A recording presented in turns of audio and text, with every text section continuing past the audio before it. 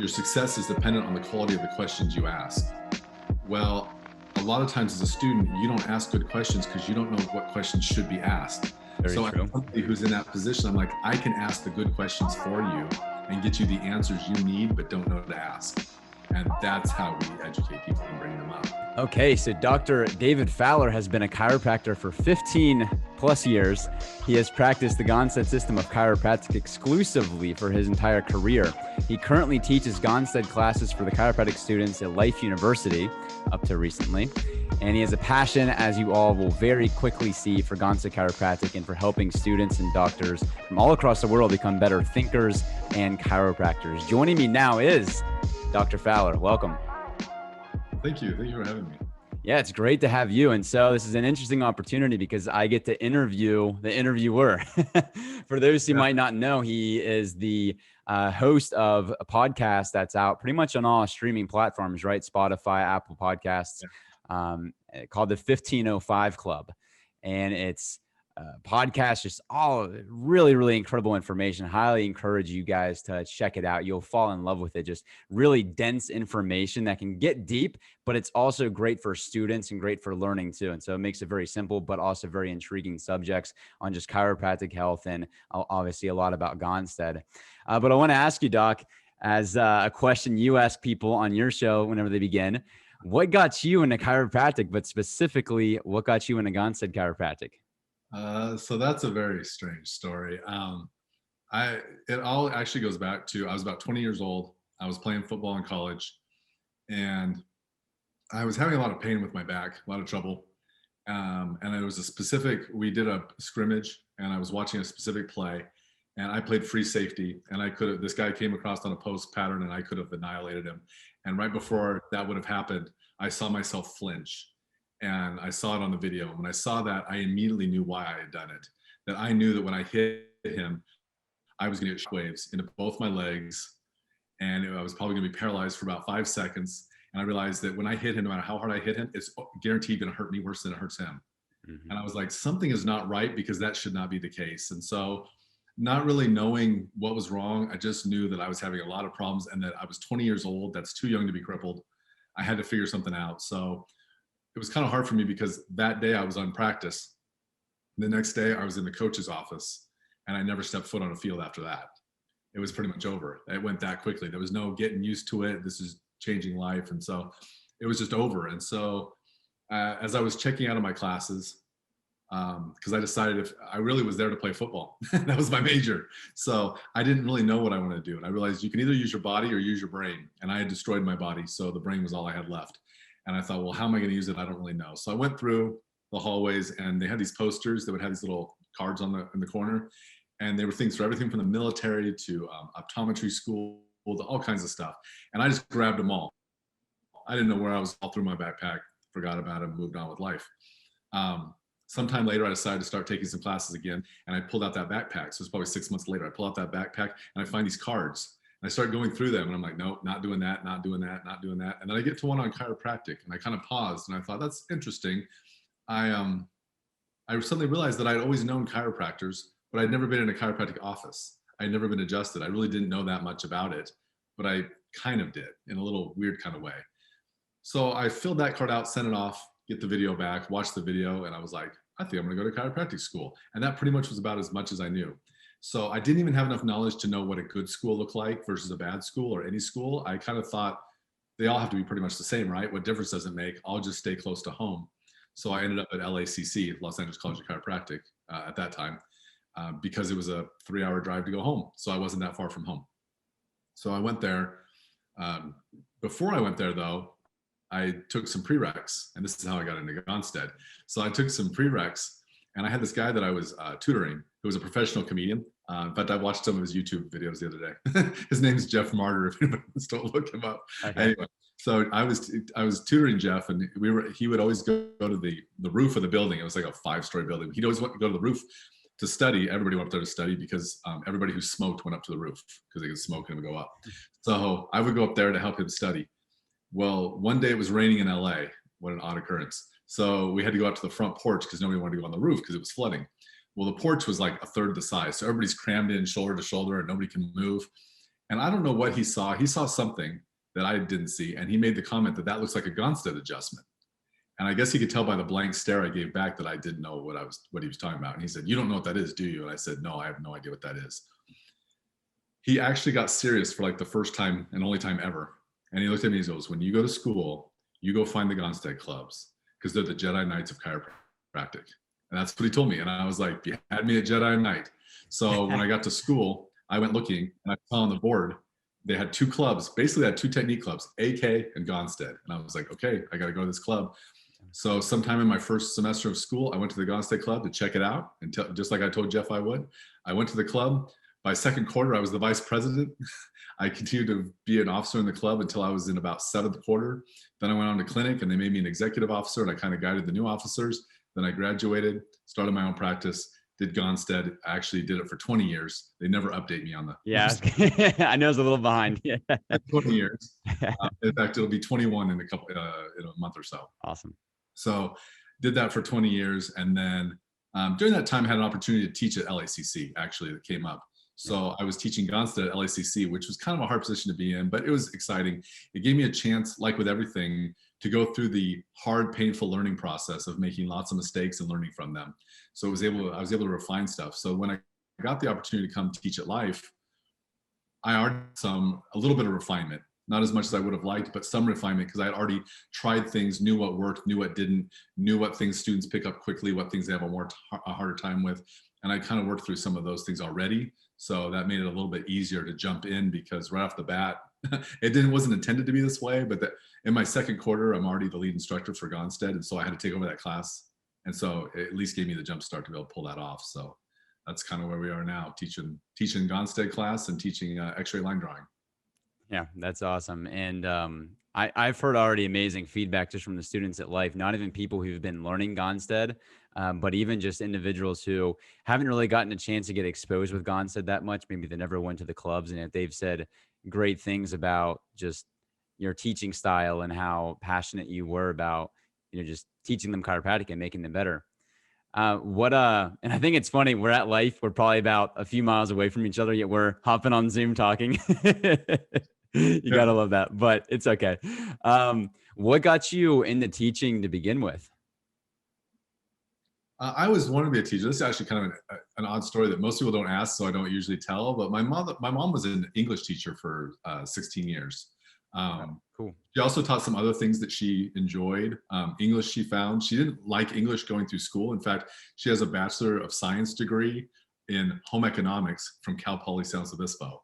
And that's a thing that nobody offers anymore. But the way she explained it, or the way I sometimes explain it to people is, when I'm trying to make something in the kitchen and I don't have the ingredient I need, I can call my mom and say, "I don't have such and such. What can I use instead?" And not only can she tell me what to use instead, she can tell me scientifically why it works.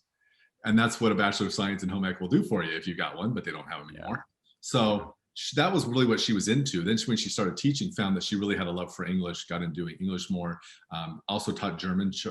Her dad's family were so fresh off the boat that they spoke German at home. So she started taking German in high school so she could talk to her own family, only to find out they were teaching a different form of German than her family did. So all of her family were like, "You're not doing it right." So she did it anyway. So she started teaching German. So she kind of tried that on my brothers and myself, but didn't really take that well. I kind of had this opportunity that I found that I had this love of teaching from a younger age. Even when I first started working in my practice, I started teaching at my former high school. I taught a philosophy class. I taught Spanish 2. There's a whole story behind that, but I taught Spanish 2. I taught some other stuff. And so I just found that I really love teaching regardless of the subject. So I had this love of teaching, but then if you love the subject, how much more special is that? So I just kind of always knew that I was going to go that way. In fact, I would say as a student, I knew I would eventually teach, but I felt like I needed to practice until I had enough knowledge that I had something to teach. So in my head, I kind of said, you know what? I kind of told myself, I'm going to give myself 10 years. And for 10 years, I'm just going to keep my head down and I'm just going to work. And that's it. Just get skills and just work 10 years. At the end of 10 years, it just so happened I was at a Gonstead seminar and the LACC students were looking for somebody to help them. And Dr. Pink said, "Ask him, he can help you." So that got me with the LACC students. So I started working with them. So I have a couple of generations of LACC students all over the country who graduated. I taught them Gonstead and now they practice wherever they happen to be. some in Southern California, some in Arizona, some here in Tennessee. So Yeah. they're all over the place. So that kind of got me into it. And I was like, yeah, I want to do this on a higher scale. And so it just became time to teach. And so it was a couple years ago that I just decided, it's time for me to start moving in that direction, because I had this sort of an epiphany. I was really sick and I was in the hospital. And when I was there, I had this epiphany that I realized I could only see so many patients, and I can only change the lives of so many people through physically seeing them and adjusting them. But if I can teach the next generation, I can help countless numbers of patients. So why don't I take what I've got and put it into the next generation so that everyone can do what I can do and everyone can help their patients. And that's how we fundamentally change chiropractic to take the place it rightfully deserves that it never Absolutely. has. Because for the most part, we can't get it there. So I thought that, that's where I want to spend the rest of my careers, in that area, is trying to educate and move people in that direction.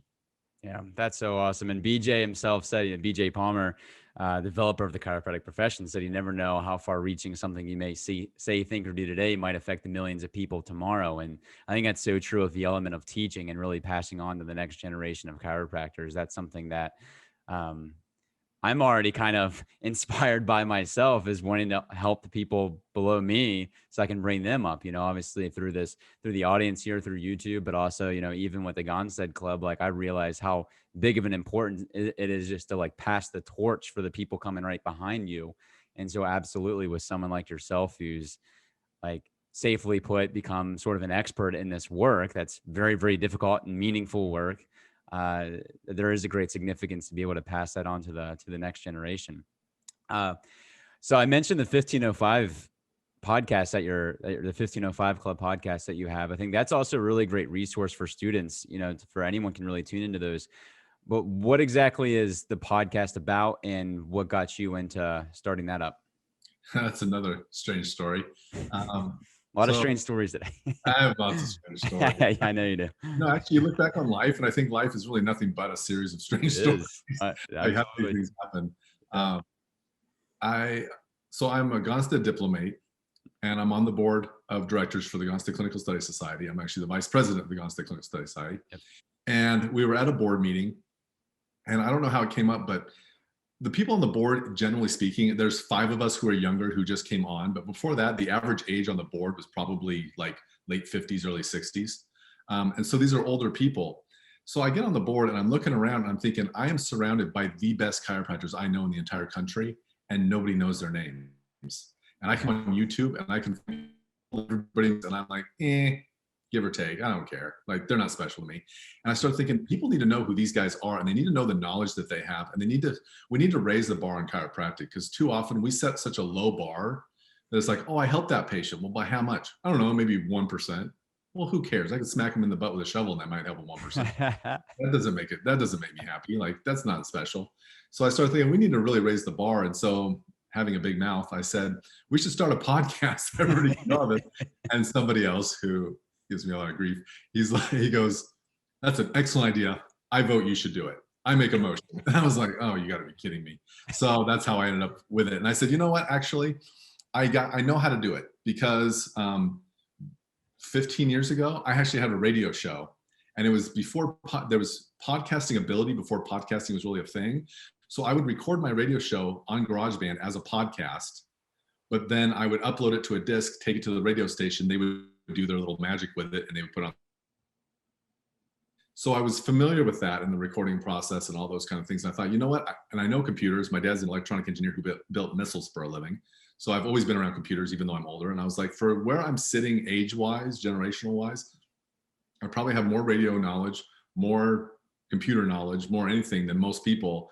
I probably am the right guy to do it.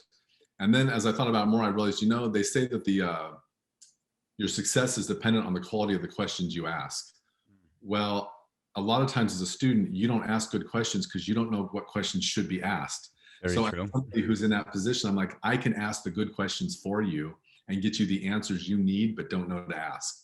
And that's how we educate people and bring them up. Because a lot of these guys I have on are really, really smart, but they're so deep in the weeds and they know so many different things. It's being able to know what question to ask to try to extract the information out of them. And in most cases, I kind of know where they're going before they get there, because I kind of know the info. So that helps me to be able to extract that information and get what we want out of people to really try to help educate everybody. So as that kind of went on, I thought, it's the right thing. It works. It's one more thing on my plate, but it's okay. I just have to remember to record them every week. Other than that, it's fine. Yeah, let's go. You've been pretty consistent lately with them for sure. Yeah, that's something you said there is there's these just legends of chiropractic that kind of go unnoticed or unnamed that have so much valuable information that a lot of us students and young chiropractors don't really know of and aren't exposed to. And so our perception of what chiropractic is kind of thrown off because, like you threw in there for a second, we see what's kind of on YouTube or we see what's being portrayed out there. And that kind of creates a distortion for, oh, that's what chiropractic is. But there's so much more going on. And I just always ask and think, like, what is the difference between these Gonstead chiropractors? And for frame of reference for people watching this, you see the work of like Dr. Ian on YouTube, right? We're familiar with him, and you just see what he's doing or what he was doing, he still is now, but he's just not making videos. But what he's doing in these videos, there's like no other chiropractor is able to do what he did. You can tell that there's something different there. And I think we all feel that. But what would you say, Dr. Fowler, is that difference? Is the Gonstead difference that they say comparatively to maybe what else is out there? It seems I tried to process that a lot when I was a student. It seemed like there were people who wanted to embody as much of what Dr. Gonstead did as possible. And then there were people who were just looking to try to gain like a marketing edge, do things a little bit differently, just different enough that it stands out, but they weren't really disciplined enough to really try to be really excellent at it. Yeah. And for a lot of times that kind of goes back to a sports background. When you play athletics at a fair, who are excellent, and there are people who are just good, and rarely are the excellent people who don't put in any work. So you get to a certain point. Like I remember, for example, I played in a high school all-star game, and when I got on that team and it was surrounded by those players, that team was instantly at that moment in time the best team I had ever been on because everybody was the best on their team. And you could tell that people put in work, but you also quickly figured out that nobody in that game was going to get by on talent alone, because whatever speed angle I have, somebody else has it too. Whatever knowledge angle I have, somebody else has it too. And it's like all of a sudden you see the competition zoom in, where the difference between the best player and the worst player is this little tiny razor's edge. So then you quickly figure out, if I don't start putting in work, I'm going to get left behind easily. So everybody starts working, and then you see some guy working harder than you, and you're like, he's working harder than me. If I don't work harder, he's still going to leave me behind. So everybody just kind of pushes everybody to get better and better and better. In the course of 2 weeks for an all-star game and our intense practices, our level of competition went up massively. And so when seeing that and noticing that that's the process, like I told you before, the way I see Gonstead doctors is we train like professional athletes. And that's a little bit different than how a lot of people train. But when I was in college, we would get to school before anybody else did, usually a month before anybody else. And our days were owned by the football team. So we go to practice early in the morning. We practice for 2 hours easy. Then we have class, and we sit in classroom and we go over theory. All about, here's what we're trying to do. Here's what we expect them to do. Here's how we counter that. If they do this, here's how we counter that. And it's just understanding theory of what we expect to happen so we can start anticipating. Then we go back out on the field and we put it into practice, which I always say, people like to say, when you make a mistake, they go, well, that's why they call it practice. That's absolutely not why they call it practice. They call it practice because you're taking theory and put it into practice. And if we take our theory from the chalk talk and we put it into practice and we get annihilated, we go, we have two problems, potential problems. Either we need a better theory or we need better execution. Which one is wrong? So usually the coach is like, the execution is terrible, let's get that better. But if the execution is good and we're still getting beat, well, then we need a better theory. We're not accounting for all the problems. And that is exactly how I see Gonstead doctors treat the whole situation, is that we can go to seminars and we can sit in a classroom and we can talk theory all day long. Then we have to go to our offices and we have to put it into practice. And either it works or it doesn't.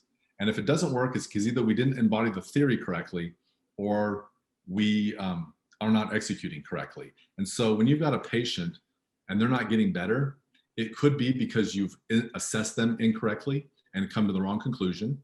It could also be because your execution's poor. So you're giving them an adjustment to the right segment in the right way, but because of poor execution, you're not getting the job done. And so if I was to adjust that patient to try to fix them after you had failed, would I do something totally different? Maybe, if the theory's wrong.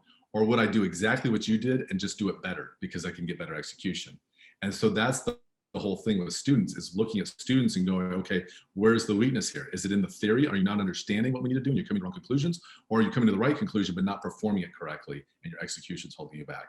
And if you start thinking in those terms, then even when we're not actively working, we're still theorizing. I'm thinking about different concepts. I'm trying to gain better understanding so my theory gets better. And then I'm doing drills and making sure that my speed is fast and my line of drive is good, and doing everything I can to make sure that I have the skills to pull off the maneuver I have to pull off once I know that it's right. So that's kind of how I see Gonstead. And I would just say that most chiropractors don't put nearly that much thought and effort into it as we do. Absolutely. And that is, I think, the mindset of the chiropractor, to not be content or think that they arrived at the destination. But I feel like the mindset in Gonstead doctors is there is no the end destination is perfection, and we're always striving toward that. And that's just kind of the person that Dr. Gonstead was himself. And so I think a lot of it's taking his system, but also with that, it's like you said, it's a theory and the practice, so it's actually taking that mentality of striving to become better and not just accepting what's currently accepted or valid right now as the final answer, that there always is more to uncover. There's always more to do. There's always more growth and better results to be achieved. Mm-hmm. You think of it kind of those terms and you think that there might be some competition, and maybe there's a little friendly competition between some of us. But Sure. the reality is, if I find myself in a bind where I'm like, I was putting some stuff together for a new class, and I was like, in this one little area, I don't feel like I know as much as I should, but I know who to contact. So I send out some emails and they send me back their best stuff.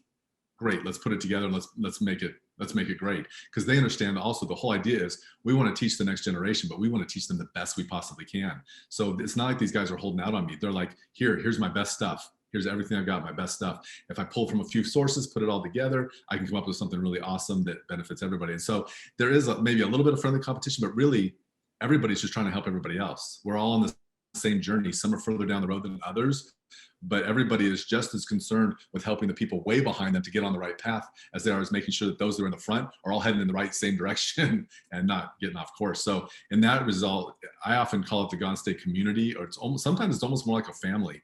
We joke about that with the board, that it's almost like a big extended family, and that's kind of how we interact with each other. So it's definitely not an intimidating, scary thing. It's yes, we're going to test you. Yes, we're going to challenge you to make sure that you're coming up, but done with your best interest in mind. We're not trying to embarrass people for the sake of embarrassing them, but just to know that the bar is high and we all want to get over it. So we'll help you get there. Exactly. And it needs to be put there because otherwise you don't want stagnation to occur. How many Gonstead chiropractors that we know of are there out there in the world? I don't know. I was looking at so it was probably about a year ago, the last time I was sent anything with the numbers on it. From what I saw, I'm going to say there's 500 or fewer in the world. But we always have people who go to school, they get into Gonstead, maybe they're Gonstead or whatever. So then they get embarrassed. They don't want anybody to know. So they don't join the GCSS and they don't even let us know that they exist. And so we maybe have some like covert Gonsteaders out there somewhere. Yeah. But I'd say overall, as far as people who are actually doing it and that's their intent is to be Gonstead, probably fewer than 500 in the world. Last count, we had, I think, just slightly fewer than 60 diplomates. And we have probably around 30 to 40 fellows. Got it. Okay. And what's the diplomate process and what's the fellowship process for those who don't know? The diplomate it's a challenge. I would just say that. It's designed, in fact, we're probably going to be changing it coming up to make it a little bit harder, actually, but harder to qualify for based on experience, because we recognize that it's not just a matter of sitting in class, learning answers to questions, spouting them off on some paper, and now I'm a diplomate. Right. That you have to be able to perform. And there's also an element of logic deduction. Yeah. Only get when you've had an experience with patients to get there. So right. The idea is that basically the diplomate test, when you decide you want to be a diplomate, which at that point, everybody knows that you pretty much know Gonstead. And so there's a written test, and the written test takes several hours. It's a ton of questions. And it was kind of funny because when I took it with 3 other people. And one of them, she teaches for GMI. So she teaches for GMI. I do all this stuff. So we both joked about the fact that when we took the written, we read the first question and we were like, don't know the answer to that one. Second question, don't know the answer to that one. Made it down to like question 5 and hadn't answered anything yet. And we're like, okay, so apparently this is not getting any easier. I might as well just dig in and start with number 1. So we did it. So I can tell you that after, and I didn't take the diplomate test till I've been in practice about 17 or 18 years. So I wasn't new. And I was like, all right, just got to dig in on this thing. So at that point, it still was a very difficult test. And then the next day you have a practical, which has a bunch of different stations. And when they really want to be intimidating, your and your patient are both diplomates if they want to be really challenging. Usually in my case, it was Gonstead Club president, the person in your position was my patient. And then I was graded by different board members basically on the way through. And so the one thing about that is these people have enough knowledge of Gonstead that if you think you're going to fake it, you ain't gonna fake it. They'll catch it. They catch everything. So that's just kind of the way it is how we do it. So by the time you get through that test, when you pass that test, it's basically known by you and everybody else. But sometimes the more value is just for you to know that you are definitely at the front edge of this. You've done everything right. You understand the concept. And while you may still feel like there's holes in your knowledge and things you can know better and things you can do better, that's okay. You've understood the basics of what this thing entails, and then that's how you become a diplomate. Everybody on the board of directors for GCSS is a diplomate. You can't be on the board if you're not. And we have fellows as well. The fellows are basically diplomates who hung around long enough and accomplished enough. They stayed alive long enough. Point. So, yeah, so our fellows are generally, just as a general rule, our fellows are older than our diplomates in general, because that's just gray hair. So yeah. We've talked about changing that parameter as well. So we might be moving that one back as well. Because really, to be a fellow, I mean, I'm probably more extreme than most. I think it was set at like 10 years or something like that. I think you got to be 20 or above if you're going to be a fellow. You can't know that kind of knowledge in less than 20 years. And so that kind of takes you around to understanding to truly master all that we're trying to learn. It's a good 20 years of being in a busy practice and doing it right. And being in a practice is a double-edged sword, because in some ways you can refine your technique, but in other ways, if you've got bad habits, you're repeating them many, many times a day. So being in a busy practice with bad habits can be a detriment, where it's actually sending you the wrong way, and you got to clean that up before you get it right. So it's both good and bad, but it's necessary to have that experience. Yes. And that point there about building bad habits is a huge thing, because as students, we're in this kind of bubble where we can very easily, if we surround ourselves with the right teachers or mentors to kind of advise us with adjusting case management theory and just the foundation of this work, like that's the critical component, and I know, for example, you've been in the works of talking about a new class you're wanting to start there on campus, where it's a much more advanced version of Gonstead, where you can kind of weed out some of those mistakes so we don't make them again in practice. And that's such a critical component about surrounding yourself just with the right people. What I want to ask too, I think clearly for the Gonstead work, it attracts the right person. I think both of us, for example, we have athletic backgrounds playing football. And so I think that competitive drive, that nature of comparing this work and this profession towards being an athlete, because there is so much more similarity to that, I think it's not a prerequisite, but I just think that that kind of mentality for sure is, if you want to stick in it and be really great down the road. But I think with students who are watching this, aren't maybe even in chiropractic school yet, maybe they're just starting, it can sort of be like, wow, how do I get, they're watching on the sidelines that they're just now maybe starting to play, high school ball, or they're just kind of getting college ball. And they're like, how in the heck am I going to be the next Kobe Bryant? You know what I mean? So where does a student begin their knowledge with the Gonstead work? That's a challenge. I actually feel like we need to start something that's even more basic than even where we start the basic class for Gonstead. Yes, exactly. Probably the easiest way is just learning simple listings. And I've been trying to think of how I could put together some kind of a video presentation on that we could just have people do that before they even go to school. Because if you start with that knowledge, that'll catapult you really fast through a lot of classes, just by knowing how vertebrae misalign and what their basic motions are. You start thinking biomechanically, you'll understand what's going to happen before it even happens.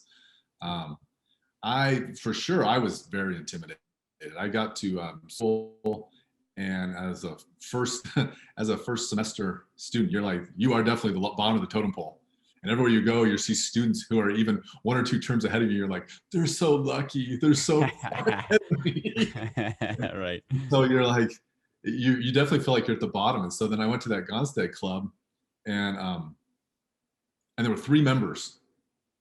I was like, okay, well, this is something. So they were just trying to get it going. And so by the end of the first quarter, it's like, hey, we need more officers, want to be vice president. Well, what does that even entail? I don't know anything. And so what ended up happening was I took that vice president position, and one of my friends took a president position. And then he said, what I want you to do is write up different duties for each of the officers. We need to define what the officers do. But he gave me no other direction. I was like, all right, so here's what I'm going to do. I'm going to make the president do all the things I don't want to do. And I'm going to make the vice president do all the things I do want to do. And then I'm going to be vice president for forever. And that's what I did. So I wrote it up. And being a massive introvert and being those kind of things, I was like, I don't want to be calling doctors. I don't want to be scheduling seminars. I don't want to be doing any of that. So I made the president do that stuff. And I said, the vice president is in charge of education. That's what I want to do. So then I started a basic class and an advanced class. And I think the best we ever had is we had a basic class that must have had 75 to 100 LSCC students, which Gonstead's not popular at LSCC, but we must have had 75 to 100 students who just wanted to know more about our understanding of biomechanics. And so they wanted to learn that basic class. And so when I saw that the intimidation of that was, I have all these students who are coming and looking to me for direction. And it's like, I'm the tour guide and I may be one step ahead. Well, I don't know where we're going either. Like I'm as lost as you are. I just have the illusion that I know something. So I had to hit the chapters. The chapters book is probably the most important one because I just started reading that like crazy. And back then, actually, when I was in school, Plogger's Purple Book was a fairly new book. It wasn't that old. In fact, I told Dr. Plogger this, I found one of his early editions of that book that was in there. So it's very interesting. It was full of research and other stuff like that. But that book was still fairly new. So it really was just chapters. And it was like, I need to understand how bones move, what they do when they're wrong, and how you go from there to fixed. Like, just keep it simple. How do bones move and where do they need to go? And so I think that chapters book is, if you only had one book, that would be it. Is that one book? Definitely. And for those that don't know what he's talking about, right behind your head. There we go. Here it is, right there. So you got the chapters book right here, the Gonstead Chiropractic Science and Art. They just started making these in hardcover copies now, which is great because they have a little bit more longevity because before they were in paperback. And of course, if you look at any doc's chapters, you can easily tell, who the committed ones are because it's just torn with pages. It's a mess. And even this one, mine's starting to already fall apart. So I might need to get myself another one. But definitely that is a great book to start. And I think that is a good point for anyone. You don't even have to be in chiropractic school to start diving into that book. I mean, it's such a foundational book. And nor do I think, as you can probably agree to this, that there's no endpoint to reading it either. I'm sure docs who are still 10, 20. I mean, I was talking with Dr. Wood, who was around when Dr. Gonstead was around. He's been in practice for, 40 some years, I believe he was, but he still reads chapters of this day, and it's just insane that he aims to go through it every year. So it's like, okay, if he's been doing that for 40 plus years, consistently reading the book, there's got to be some value to it. Yeah. It's pretty amazing as you move down. I found this with seminars too, that they would say the same thing every time, but as your knowledge and your experience grows, all of a sudden the things they said start to have meaning for you that they didn't have before. And so you always learn because you're always learning. So yeah, that's why there's no end to it. And that's why even now I go and if anybody else that I know is talking, I'm happy to listen to any one of them because their experience is different than mine. And that's kind of how I knew the podcast would work, because my experience is not the totality of Gonstead. It's just my experience. And the totality has to do with all of our experiences. So if I can pull their unique experiences from where they live and little pet projects they've done and things they're interested in and things they've researched, then we start building a better world of Gonstead rather than just my little limited corner over here where I live. Yeah, it's a key thing. What would you say, what inspires you the most? What keeps you going? Honestly, results. When you have a patient who is at the end of their rope They've been to everybody. Nobody's helped them. And I think that that resonates for me because that's where I was 25 years ago. So when you have that patient and you see the desperation, you know that they don't know for sure that anybody can help them. They're not even totally sure you can help them. You can help them, but you start doing what you do, and you see the magic of the body responding, and things just start disappearing, going away, and you give them their life back, and you see what that does for them. That the feeling is addicting, but knowing that you're contributing in that way and that people need that so desperately, it's like it goes beyond just I feel big and powerful and whatever, to becoming this is something I owe to society because I have this ability, and to whom much is given, much is expected. Because if I have this ability, I owe it to the world to share whatever I can. And even at school, sometimes it's hard for me. Students come and they're like, so I've seen all these other people and they're trying to adjust this and they can't get it adjusted. Can you help me? Like, even that is like, how do you say, no, you need to suffer? It doesn't seem right. It's like, no, you have this ability. If we can help you, we owe it to you to help you. And so I think that's what keeps it going. And then just knowing that the world is changing around us, and people are having conditions now, and I'm seeing things now that didn't exist when I went into practice. And so the world just gets more and more complex, especially as we tinker with it. We come up with new drugs and new this, and our food is more Frankensteinian than it ever was before. And we've got all these things happening. Our computer life makes us so that we sit and stare at a screen much longer than we ever did when I was a kid, or even when I started in practice. Right. So just the way life changes is leading to new, unique problems that didn't exist. And yet, even before they happen, I already know chiropractic has an answer. We just have to figure out what it is. And then once we know it, we can help those people too. So it's never ending. Absolutely. Dr. Gonstead said our future will be our results. And I think he wasn't talking about his future, but he was talking about the future of the next generation of chiropractors and the next generation and the next generation, how that would impact the world. And that's so true, that chiropractic is a lot bigger than we think. And I think we owe it to ourselves, to the profession, as well as to the world, to be the best that we can. I put that saying on my first business cards because it was partly a commitment to the patients, but to myself as well, that if I'm not getting results, I'm going to be here. So it's my future of my practice and everything will be our results. And a story that goes along with that. And I don't know if this story is true or not, but there's a point at which I don't care because it's a good story. But I'm pretty sure it is true, but I don't know. It's the story of Dr. Gonstead and Billy Graham. You ever heard that story?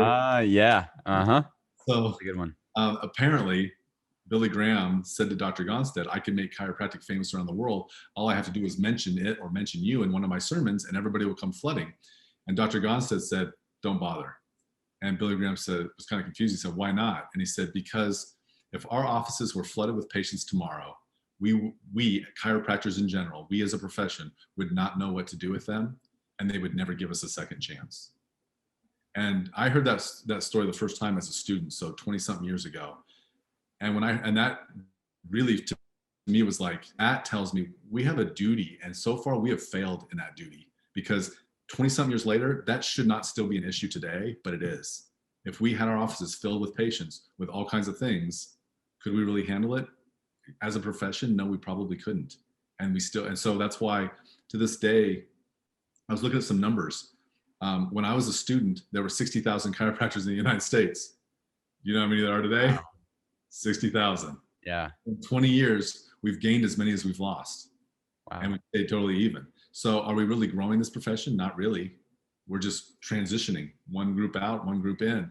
What percentage when I was a student, what percentage of the population went to chiropractors? 10%. It actually at a point dropped down to 8 or maybe even 6 and then came back up. So now we're doing much better. We're back up to 10%. And it's like, yeah, but what about the 90% who have the things that we solve every day and they're not even coming? And it's because if you ask them, it's because they could pick any chiropractor and they don't know for sure that chiropractor could fix them. And I don't know for sure that chiropractor could fix them either. So I would never tell them that they should go because I don't know it either. And this is the problem we have and that was largely what drove me to, I need to teach. We need to raise the bar so that we as a profession, everybody in the profession has a better understanding of what needs to happen, and what shouldn't happen, and get people better. Yeah, that's such a big big vision. Where do you see, how do you see the future of the Gonstead technique? How do you see things evolve? How do you see things grow? What do you think needs to be done for the next generation of Gonstead chiropractors?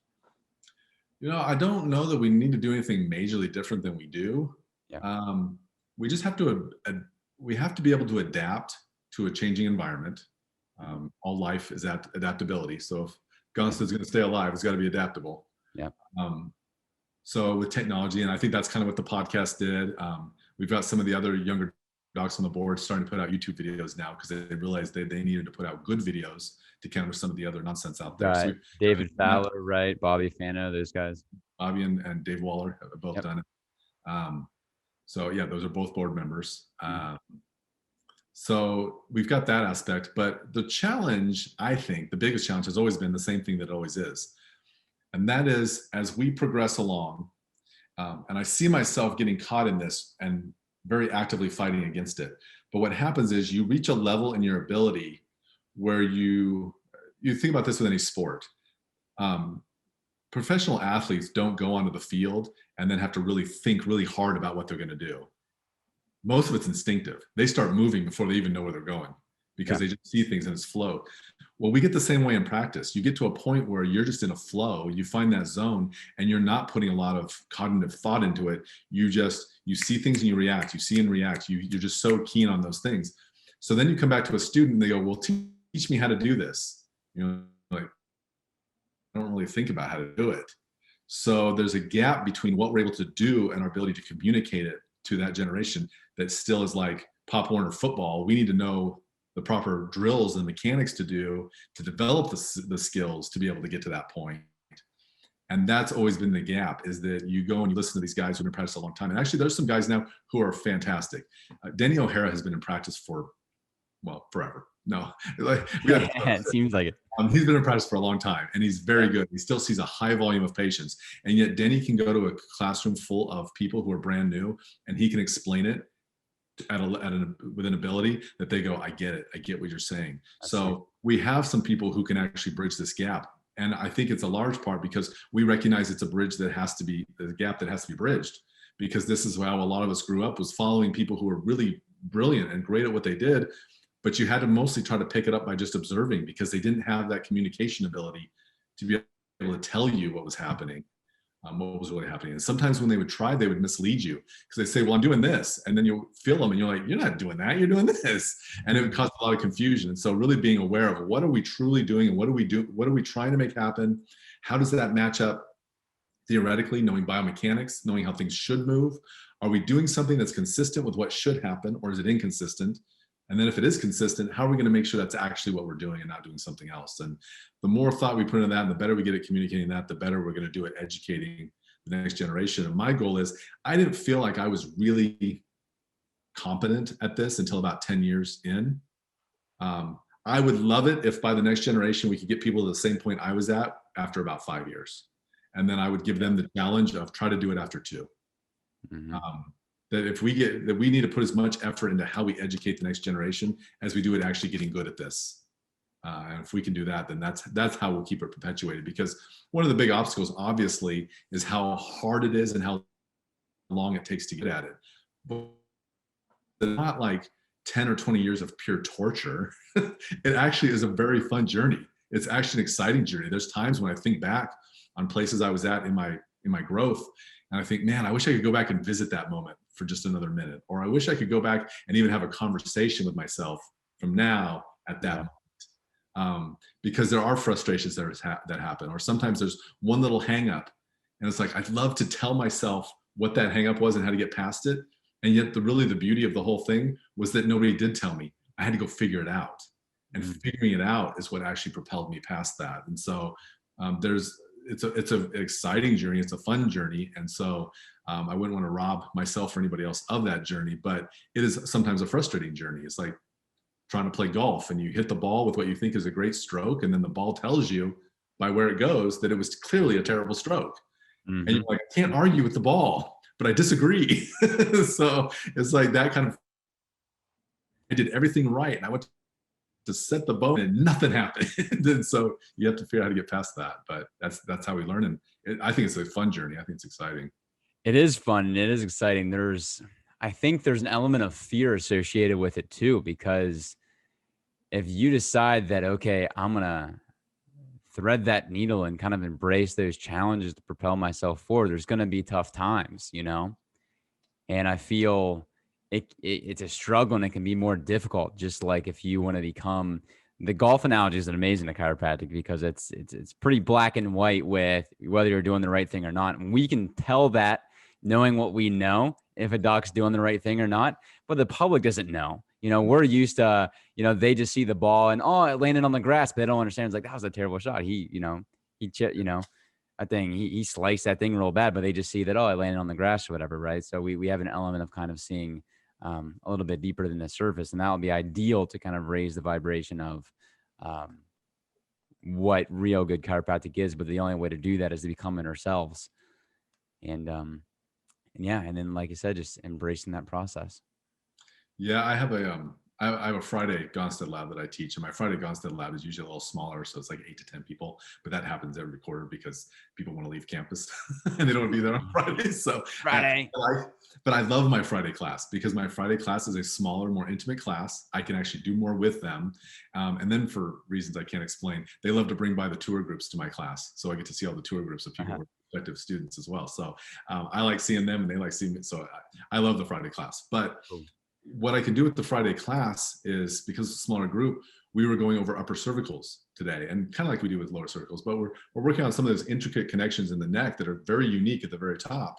Mm-hmm. And one of the things that I wish somebody would have told me a long, long time ago was stop neglecting your stabilization, that the stabilization is just as important as anything. So I see, just like every student on the planet, go to that in, and they're so focused on what they're doing, how they're going to make their contact, where they're going to put it, that they neglect the stabilization. And once they've done that, they have no chance.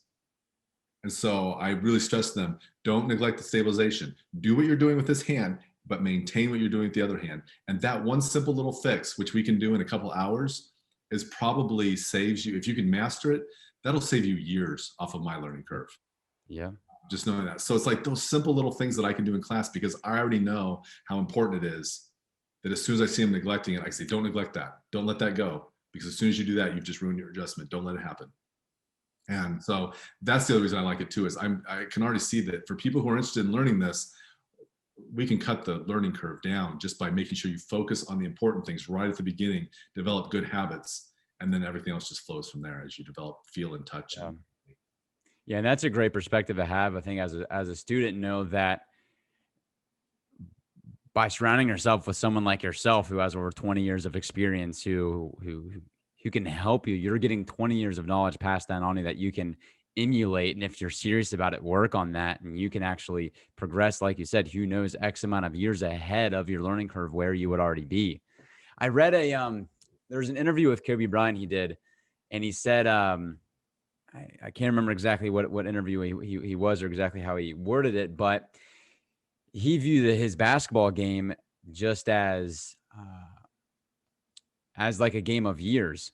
You know, he looked at it like he said by the time he got in the NBA, he had already been working every single day for, over really since high school. I mean, even before that, just working relentlessly. And he knew that what he was doing in a year would take the average, high school kid several years to accumulate that many hours that he was doing.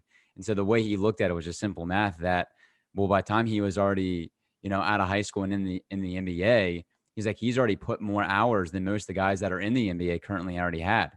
So he's like, by then these guys in the NBA, they're just playing catch up with me because I'm already past their level. And so he kind of looked at it. I think that's a good way. Whenever I heard that, I reflected on it because I'm like, wow, that applies just now to what we're doing as students now. Like we can get so many years ahead of the learning curve from where where the average person once was. And I think even expediting that by learning from people who, you're getting taught by like Larry Bird in basketball, right? Yeah, so when I was in high school, I was naturally talented enough that I could be the best player without trying. And so one of my coaches decided that was annoying to him. So he was going to challenge that. So he came to me and said, how good do you want to be? And I said, well, I guess as good as I can be. And he said, well, how, like, do you even know what that is? No, I don't really know what that is. And he said, well, every day that you're not practicing, somebody else is. And one day Yep. you're going to be them on the field. And what's going to happen when they're experienced, experience. And that was all it took. And that changed my mentality. And from that day on, I was in the gym twice a day. I was working out when nobody else was, because all I ever thought about was, I don't know who this person is, but when I meet him, I'm going to be ready. Mm-hmm. And that was ingrained at such a young age that by the time I got to chiropractic school, that mentality did not change one bit. It was, every day I'm not working, somebody else is. Yeah. So I'm not going to take a day off. And that's totally how Kobe thought, is I don't take, there are no days off. Right. Everything is intended to move forward. Yeah.